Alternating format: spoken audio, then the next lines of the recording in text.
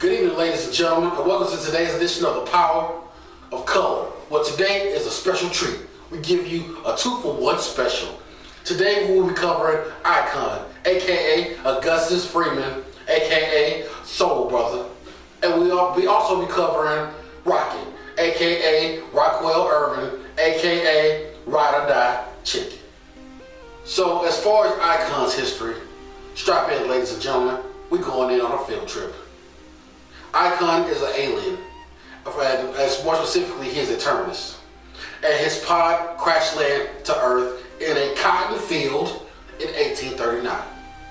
It scanned the local and altered his genetic makeup, and it ended up being a slave woman by the name of Miriam. Well, let me take you a little bit further. The man grew up as a slave. You feel that? Do you feel that? And then he joins the movement and joins the Underground Railroad to help more of our people escape from slavery. Later, he fights in the Civil War to help sure that our dream of becoming free in this country becomes a reality.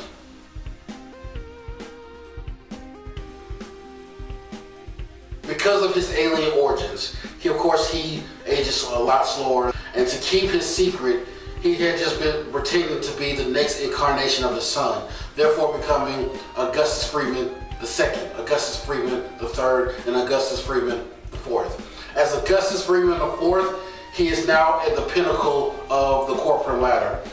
Right now, he's the go-to mediator when it comes to business and technologies, and therefore sits at the top of the social economic scale. In comes my girl, Rocket. Rocket was born on Parris Island. That's the roughest part of the hoods in the Dakotas. Imagine Bankhead, but in the 90s. Really want to see that. So, as she was growing up, of course, she grew up smart, getting those street smarts in, and eventually her and her knucklehead friends decide to rob this house. And this is where she meets Augustus Freeman, who, in all his glory, comes out in his powers and flies above and lectures them about working for their own and, develop, and if they want something, they need to go out and work their ass off for it. Inspired by his vision, she later figures out who he is and goes to him and later convinces him to become a superhero, where they team up to become the duo of Icon and Rocket. And Icon.